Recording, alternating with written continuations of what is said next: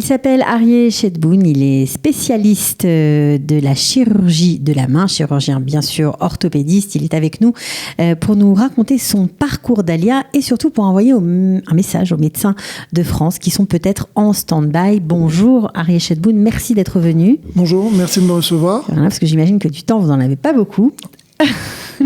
Donc c'est d'autant plus sympa de votre part. Donc vous êtes en Israël depuis 2 ans. Exact. À Tel Aviv. Comment vous avez tout simplement préparé votre Alia? Parce qu'à ce niveau de compétence, j'imagine qu'il faut bien se préparer pour savoir comment on va atterrir ce qu'on va faire et surtout pour avoir le droit d'exercer son métier.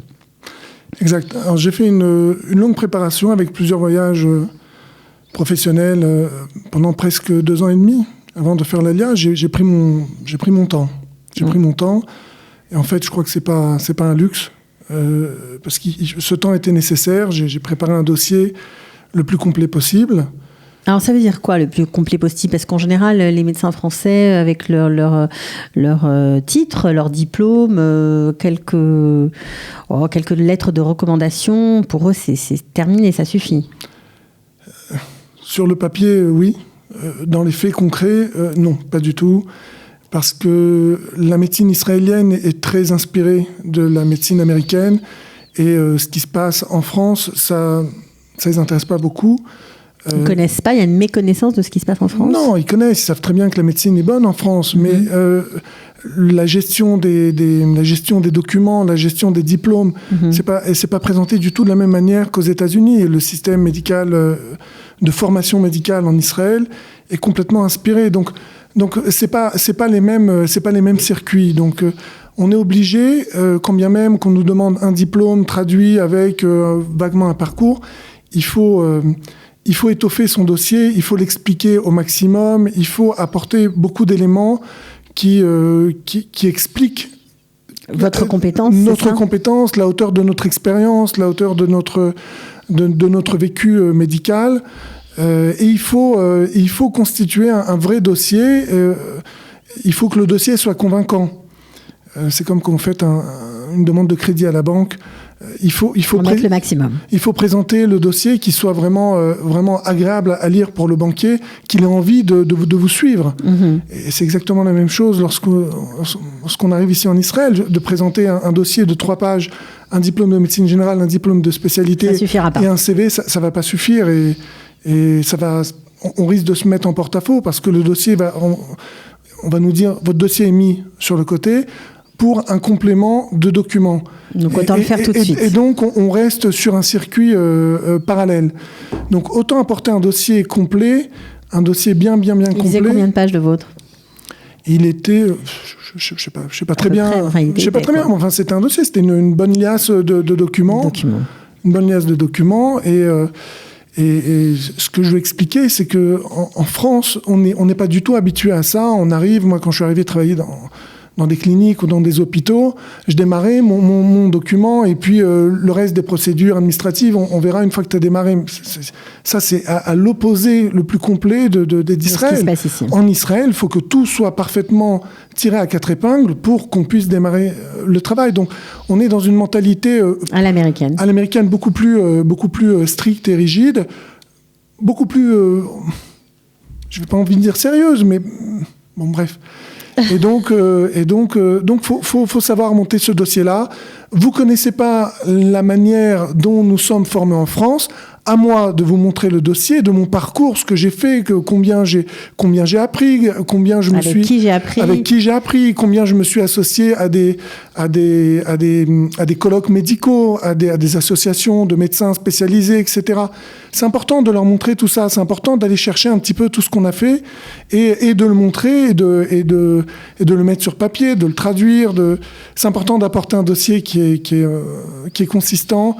Il y a matière à lire, il y a matière à comprendre. comprendre que la personne, elle a travaillé, elle a donné. Elle a donné. C'est pas enfermé dans un cabinet. Ça, c'est un bon concept, parce que vous êtes fraîchement arrivé, donc vous venez de passer ces étapes, donc vous savez combien il est important. On ne cesse de le répéter, de prendre du temps pour ces fameux dossiers, pour la préparation de son ALIA. Alors, vous aviez, on peut l'imaginer, une super situation en France. Vous aviez une communauté, vous étiez très bien installé, 10 ans d'expérience, donc il y avait a priori à paraître fou ou avoir envie de changer de vie Non, ce qui est bien, c'est qu'on se rend compte qu'après qu'on a été fou, sur le moment, Dieu nous ferme les yeux, nous bouche les oreilles et nous dit vas-y, t'as eu cette idée, vas-y. Et pourquoi ça s'est déclenché? Il y a eu quelque chose de spécial ou pas? Alors, comme vous le disiez, j'habitais Vincennes, un quartier proche Paris, très sympa, très juif, très bien placé, dans une super communauté, très intégré dans la communauté, dans le Limud Torah, avec des écoles juives, un environnement cachère très sympa, des restaurants, l'hyper-cachère, qui était juste à côté de chez moi. Tout un tas de confort. Comme je vous l'avais expliqué, je suis chirurgien de la main, j'ai une spécialité qui est très, très, très spécifique. Et j'ai monté en moins de 5 ans, j'ai monté 2 centres SOS Main en région parisienne. Un à Bagnolet et un dans le 95 à l'Isle-Adam. Et donc j'ai monté ça tout seul. Rapidement, mon confrère et ami, le docteur William Hamann, m'a rejoint. Puis on a fait évoluer la chose à 2. On a monté 2 très grosses structures où, quand je suis parti de France, il y avait 4 chirurgiens d'une première structure et 4 chirurgiens de la deuxième structure. Donc, en démarrant de zéro, j'ai constitué 2 énormes centres de chirurgie de la main où il y a 8 chirurgiens qui travaillent à l'heure d'aujourd'hui. Et donc, c'est vrai que j'avais tout. J'avais une bonne parnassa, un travail qui me plaisait énormément. Il manquait peut-être l'essentiel. Et donc, il manque complètement l'essentiel. Qu'est-ce qu'on va faire après? On va monter une 3e clinique, on va monter encore un autre business, il n'y a pas de limite. Donc, il y a un moment donné, on a donné, on a fait, on est heureux. Et il y a quoi après? Et donc, là, les questions se sont posées. Questions existentielles. Les questions existentielles se sont posées. La famille, peut-être aussi, qui pousse derrière? Non. Non, la famille n'a pas poussé. La famille n'a pas poussé. Mon épouse, qui est amoureuse d'Israël, puisque... avant qu'on se rencontre, elle avait vécu 4 ans en Israël, à l'université hébraïque de Jérusalem, où elle avait fait une partie de ses études. On s'est rencontrés. Pour moi, elle est revenue vivre en France, donc elle a fait un gros sacrifice. Depuis 15 ans, elle m'en a jamais parlé. Et puis quand j'ai commencé à dire, mais je devrais me rapprocher des hôpitaux, alors là, elle était heureuse, mais elle n'a jamais poussé. Elle a toujours attendu mon réveil personnel, puisque ça dépendait essentiellement de moi. Donc j'ai eu mon réveil personnel en me disant, là... Très bien, j'avance, je progresse dans le milieu de la Torah. Et maintenant, il y a aussi une essence vitale du juif et de son judaïsme et de se retrouver sur sa terre. De se retrouver sur sa terre. Et aussi une énergie, ça a beaucoup joué, ça a une énergie professionnelle que j'ai, Baruch Hashem, été capable de développer. Et je me suis dit... Pourquoi pas le faire en Israël? Je donne ça Alors vous aviez quoi comme projet de monter aussi des cliniques SOS Main en Israël? On arrive avec plein de projets en Israël. On a vite fait de comprendre qu'il faut beaucoup se calmer. Qu'il faut beaucoup de temps. Il ne faut pas se calmer. Faut pas quitter les projets, mais il faut les aborder avec plein d'humilité, bien connaître les gens, bien connaître le pays, bien connaître le système, bien connaître les rouages, avoir des connaissances, connaître les bonnes ficelles et on y va. Mais Alors, vous êtes arrivé tout de suite, vous avez commencé à travailler. Ça a été assez rapide. Oui, bon, Hachem, comme j'avais vraiment beaucoup préparé, j'avais fait aussi... c'est important pour les confrères, les collègues, les amis, médecins qui vont vouloir monter. Je vais vous donner mon expérience. Quand j'ai voulu venir en Israël, je me suis dit, allez, je vais au congrès de chirurgie de la main, puisque c'est ouvert à tout le monde. C'est international, un congrès. Donc, le congrès israélien de chirurgie de la main, j'y vais. J'ai commencé à serrer des mains, à prendre des cartes, bonjour, à parler, bafouiner en hébreu, essayer de parler en anglais, et puis petit à petit. J'ai refait un voyage, non, salut, comment ça va, par mail, comment ça va, on s'est rencontrés. Puis-je avoir le grand honneur de venir vous voir opérer dans votre hôpital? Alors, bien sûr, je suis tout de suite accueilli avec des paroles comme ça. Je suis tout de suite accueilli, ils sont contents. J'arrive, puis je me familiarise. Puis c'est des gens super sympas. Donc pour l'instant, vous êtes toujours en France, hein? Je suis toujours en France. Okay. Donc une fois, 2 fois, regarde, je viens au mois d'août en vacances. Est-ce que tu seras au bloc opératoire? Est-ce que je peux venir te voir en consultation, au chef de service, au sous-chef de service, dans un premier hôpital, dans un deuxième hôpital? On commence à rentrer dans le milieu.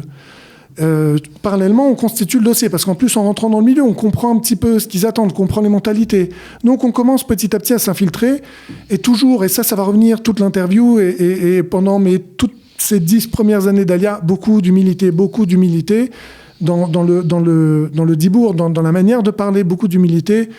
Est-ce que je peux venir? Est-ce que tu peux me montrer? Qu'est-ce que tu en penses? Regarde, j'ai un cas, qu'est-ce que tu aurais fait? J'attends ton conseil. C'est important, déjà parce qu'il ne faut pas être fermé d'esprit. On a à apprendre de tout le monde.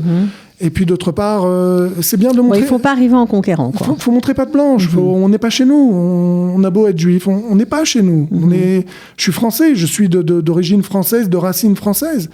Donc je ne peux pas arriver en terrain conquis. C'est un orgueil. Sans connaître. C'est un orgueil très mal placé. Ouais. Alors, à force de prendre des contacts, de serrer des mains et d'aller voir des opérations, qu'est-ce qui se passe? Eh bien, on y va.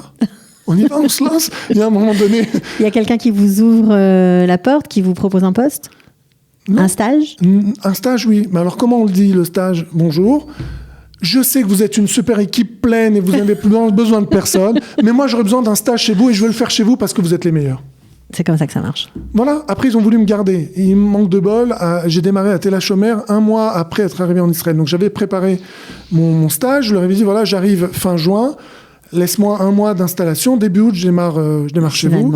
En fait, je n'avais pas dit ça. J'avais dit, j'arrive fin juin, je démarre début juillet. Déjà, j'avais l'orgueil plein la tête. On m'a dit gentiment, t'as 60 pages administratives à remplir, ça va te prendre 1 mois, donc tu démarras début août. J'ai démarré début août, j'ai fait mon stage, ça s'est super bien passé. J'ai fait un 2e stage parce que j'avais besoin de faire une reconnaissance en orthopédie et une reconnaissance en chirurgie de la main. Donc j'ai fait un 2e stage encore en chirurgie de la main. Donc le premier était à Tel HaShomer, le 2e à Hadassah. Ça s'est aussi super bien passé. Et puis donc ensuite, voilà, on se fait connaître petit à petit. Les opportunités s'ouvrent. On a besoin d'un chirurgien de la main ici, on a besoin d'un chirurgien de la main là. Donc j'avais un peu le choix. J'habite Tel Aviv. J'ai eu une possibilité de démarrer à Bilinson. Qui n'était pas un super service de chirurgie de la main, mais on me l'a vendu comme quoi qu'il fallait développer la chirurgie de la main, qui avait un besoin, challenge. Qui avait besoin. Ça a été très difficile dans cet hôpital pour plein de raisons. C'est le meilleur hôpital de toute Israël dans les transplantations de reins, de foie, de cœur, mais ils n'ont aucunement l'envie de développer ma spécialité. J'ai été confronté à des difficultés aussi personnelles, à des jalousies. Ça a été assez difficile. Pourquoi ? Parce que les médecins, les médecins israéliens n'ont pas forcément le même parcours que les médecins francophones. C'est-à-dire qu'ils arrivent à un âge assez avancé à être médecins spécialistes par rapport aux Français qui finissent leurs études, commencent leurs études à 18 ans, n'ont pas l'armée. Ça va très vite pour eux, quoi. Ça veut dire qu'à l'âge où vous finissez votre spécialité, eux, ils la commencent à peine, quoi. C'est ça. Et ils commencent leur médecine. Ils commencent leur médecine, alors qu'au même âge, vous êtes déjà médecin spécialiste. À 29 ans, moi, je suis déjà médecin spécialisé, spécialiste et autonome. Et voilà. Parfois, il y en a qui font 4-5 ans d'armée. Voilà, 4-5 ans d'armée, 1 ou 2 ans à tourner, à se constituer, puis à faire aussi un capital pour pouvoir payer ses études, les études qui coûtent très cher. C'est pas la même histoire. C'est pas la même histoire. Donc, c'est ça qui crée des jalousies ? Je sais pas. Je sais pas ce qui se passe dans la tête des gens. C'est quoi ? C'est le fait de voir arriver des médecins super formés, qualifiés de l'étranger. C'est le fait c'est une méconnaissance de l'autre, de votre culture. C'est quoi ? Je pense que c'est plurifactoriel. Je pense que c'est aussi personnel. Je pense que c'est dur, hein ? C'est dur d'entendre ça. Oui, c'est dur. On ne sait pas ce qui se passe dans la tête des gens. Mais pourtant, on dit toujours qu'en général, à ce niveau de compétences, les Olim Khadashim sont très bien accueillis. Vous, ça n'avait pas été le cas. Je sais pas. Je sais pas très bien ce qui s'est passé dans cet hôpital. Je pense que tout simplement, mon mazal n'était pas là-bas. Ok, ça peut être ça aussi. Hein. Non, ce n'est que ça. Hein. Je veux dire, on a un seul et unique créateur du monde. donc c'était peut-être une expérience pour faire mieux connaître la société israélienne. Je pense que, vous savez, je parle avec tous les confrères, les collègues. J'ai une amie qui est médecin urgentiste, un autre ami qui est chirurgien de la main, un autre qui est cancérologue, un autre... On a tous fait à peu près notre alia de ceux que je connais à peu près en même temps. On a tous, à notre manière, notre expérience douloureuse. Tous. Je pense que, comme c'est écrit dans la Gemara, Eretz Israël ne s'acquiert que dans les difficultés. Et Baruch Hashem, comme un ami me dit, mais est-ce que tu regrettes un peu, parce que j'ai passé une période difficile, est-ce que tu regrettes? Je lui dis pas le moins du monde. Ce qui se passe pour moi, c'est exactement comme c'est écrit dans les Sifrei Kodesh. Donc, je peux pas être mécontent. Dieu m'a pas oublié. Il m'a rentré dans son circuit. Donc, il y a beaucoup de nouveaux paramètres à intégrer quand même, parce que donc c'est difficile personnellement. Il y a la langue, il y a beaucoup de choses au niveau de la pratique de la médecine aussi. Elle est différente. Il y a la parnassa aussi, l'argent qui est moindre, forcément, j'imagine. Ça fait beaucoup de points. Je vous la fais. Vous pouvez. Non, j'ai un ami qui avait sorti une blague que j'aime beaucoup, que je veux ressortir. Je gagne exactement la même chose qu'en France, mais en shekel. Mais en réalité, je gagne beaucoup moins qu'en France, mais en shekel. Mais en shekel, voilà. Bon, mais tout ça, c'est pas très grave, en fait. Ça dépend dans quel état d'esprit on part. Si on part en se disant, je suis médecin, je devrais bien gagner ma vie, on risque d'avoir de très grosses douleurs. Je pense qu'il faut vraiment partir avec à l'esprit que on gagne pas du tout la même chose. On gagne bien notre vie par rapport à la moyenne des salaires en Israël. Le médecin reste toujours à une hiérarchie différente du citoyen moyen, mais on est très très très très loin de la facilité et du niveau de revenu que ce qu'on a en France. Mais pourtant, avec le temps, j'imagine que les choses s'apaisent et qu'on trouve sa place tout doucement. Alors aujourd'hui, vous travaillez à la Copatrolim, vous travaillez aussi Copatrolim Mouchedet, je crois. Oui. Voilà, vous travaillez à Dassan Kerem. Surtout. C'est votre... la base de mon activité et les grosses interventions et en réalité le cœur de la chirurgie de la main se passe pour moi à l'hôpital Hadassah, qui est un très très gros hôpital, qui a énormément de force et de possibilités d'investir pour développer de la chirurgie très pointue. Alors justement, pour parler plus en détail de votre spécialité, donc chirurgie de la main, ça veut tout dire et rien dire, quelle est votre particularité ? La chirurgie de la main est une chirurgie extrêmement, extrêmement complète, puisque ça ne s'apparente pas au reste de l'orthopédie, puisque dans l'orthopédie, on soigne les pathologies osseuses et articulaires, que ce soit dans le pied, dans le genou, dans la hanche, dans l'épaule. La chirurgie de la main, elle a cette qualité de soigner le membre dans son intégralité. C'est-à-dire qu'on est chirurgien orthopédiste de la main, donc on traite les problèmes articulaires et osseux, mais on est aussi chirurgien microchirurgien, donc on s'occupe de la microchirurgie nerveuse et vasculaire au niveau des doigts, au niveau de la main, qui requiert des compétences extrêmement précises pour pouvoir anastomoser, pour pouvoir suturer un vaisseau, une artère ou une veine extrêmement petite pour rapporter du sang, la circulation sanguine dans un membre qui aurait été amputé. On est aussi neurochirurgien quelque part, puisqu'on s'occupe de toutes les paralysies nerveuses de la main, les réparations nerveuses et aussi le traitement des paralysies chroniques. On est chirurgien pédiatre, orthopédiste pédiatre spécialisé dans la chirurgie de la main, parce que ça revient, les malformations de naissance reviennent au chirurgien de la main, non pas à l'orthopède pédiatre, classique, mais au chirurgien de la main. Donc on a cette pluricompétence de pouvoir toucher au membre dans son intégralité, et non pas à la partie osseuse articulaire, et puis le chirurgien vasculaire va faire le vaisseau comme ça se passe pour le genou ou pour la hanche. Ça, on sort complètement de ce cadre-là, on prend le membre dans son intégralité, et personne d'autre que le chirurgien de la main ne touche à ce membre-là. Alors justement, vous avez eu dans ce cadre-là une réimplantation d'un avant-bras complète. C'est ça, c'est un bras qui a été sectionné d'un enfant, et vous l'avez, je crois qu'on va voir l'image, là on le voit, on va vous voir auprès de lui, voilà, sur son lit d'hôpital. Ça, c'est évidemment après l'opération. Voilà, après l'opération, donc ça c'est... Effectivement, c'est un jeune homme de 20 ans qui, dans une usine, a coupé le plâtre a eu un accident terrible avec une disqueuse, une scie circulaire, et s'est complètement amputé la main, enfin le membre au niveau de l'avant-bras. Donc j'ai été appelé en urgence pour pratiquer une intervention assez rare qui a duré 9 heures pour réimplanter ce membre en totalité. Et donc je suis passé sur le site internet de l'hôpital Al-Aqsa. Bien sûr, vous avez été rentré dans les médias. Il a été rentré dans les médias, puis c'est la photo que j'ai fait avec l'accord du patient, qu'on a fait avec l'accord du patient, qui était ravi. Je tiens sa main. Ouais. Et il a l'air d'être content, il sourit. Oui, il est content. On peut comprendre qu'il soit content, parce qu'on imagine. Alors, de toutes ces expériences-là, parce qu'en somme toute, ça fait seulement 2 ans que vous êtes là, c'est pas beaucoup. Donc les projets, j'imagine que vous en avez encore plein. Oui. On va prendre le temps. Vous allez prendre le temps. J'ai compris maintenant. Vous avez compris qu'il faut... Il faut prendre le temps, il faut surtout bien connaître... faut connaître le pays, faut rentrer dedans, faut et ça prend du temps. Qu'est-ce qui vous maintient avec votre enthousiasme de départ? Qu'est-ce qui vous fait tenir et vous dit chaque jour que oui, vous avez fait le bon choix? La vie est magnifique, non? Je suis d'accord avec vous, mais je vous pose la question à vous. J'ai une épouse merveilleuse qui est épanouie et ravie d'être en Israël. Pour elle aussi, les choses ont beaucoup évolué d'un point de vue professionnel. Ça aussi, ça a été des grands cadeaux, des grandes surprises de l'Alia. J'ai des enfants qui aiment râler juste pour râler, mais qui sont hyper contents d'être là et très épanouis. Très épanouis. J'ai un travail qui me plaît, il fait beau. Le temps, c'est très important pour moi. Le beau temps, la chaleur, c'est vital. J'habite au bord de la mer.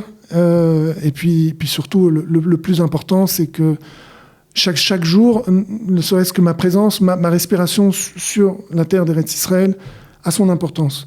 J'ai pas fait l'armée, j'ai pas apporté au pays de ma sueur, mais j'espère lui apporter autrement. Je lui ai apporté une famille, je lui ai apporté mes compétences du mieux que je peux. Mais c'est pas fini en plus. Et à l'heure d'aujourd'hui, j'exerce ma profession de tout mon cœur. J'étudie moins la Torah qu'en France, bizarrement, parce que ça aussi c'est une épreuve très forte, le Limud Torah. Mais j'ai aussi un Limud Torah qui est très agréable et très, très rempli. Qu'est-ce que je vous dis ? Alors oui, on a plein de difficultés. Je passe des heures au téléphone à rectifier les problèmes administratifs. Les règlements. Est-ce que vous voyez la sécurité sociale ne pas vous régler ce qu'elle vous doit? C'est impossible. Mais ici, ils sont capables. Ils sont capables de vous oublier. Il faut appeler, il faut se battre pour tout. Faut pas perdre son souffle. Et c'est pour ça que je vous pose la question. Non, des fois on en a ras-le-bol, des fois on râle, des fois... Bon, mais il faut aussi prendre du recul, regarder la chose. Puis après tout, franchement, ça fait seulement 2 ans, donc vous avez encore le temps de vous intégrer, de comprendre. Bien sûr. Ouais, c'est sûr. Bon, en tout cas, c'était très sympa de vous entendre. J'ai bien aimé ce franc-parler, de dire les choses telles qu'elles étaient, telles qu'elles sont, telles que vous les avez vécues. On vous souhaite de réussir et on nous souhaite, on se souhaite à nous-mêmes que vous réussissiez à remonter des cliniques, pourquoi pas SOS main, ce serait sympa. Si Dieu veut. Pourquoi pas, ce serait chouette. Moi, j'ai un petit quelque chose à ajouter, parce que juste 2 petites minutes. Vous l'avez compris, j'ai été assez hyperactif en France et j'ai fait beaucoup et mon tempérament, je ne le perds pas. Et de manière un petit peu naturelle, les choses me reviennent. J'ai régulièrement des coups de fil. On m'a donné votre numéro. Je voudrais faire mon alia. Et je voudrais passer un message. Naturellement, Baruch Hashem, on me donne la possibilité d'aider les gens. Aider les médecins, donc. Les médecins qui veulent faire leur alia ou qui sont au début de leur alia ou qui commencent un petit peu à patauger. J'ai une expérience qui est assez fraîche. Alors, je ne pourrais pas les conseiller comme des médecins qui sont là. Au niveau des procédures, en tout cas, Au niveau des procédures, au niveau même de la manière un petit peu, comment faire, avec grand plaisir. Et donc, si je peux donner un coup de main à Kalita, puisque les choses, par votre nom, les choses reviennent vers vous. C'est avec un grand plaisir. C'est aussi l'objectif de ma venue ici. Pour vous aussi rendre ce que vous avez non pas reçu, mais arraché. Oui, tout à fait, absolument. Ok, merci beaucoup Aryeh Shetboun et bonne continuation. À bientôt. Merci beaucoup. Au revoir.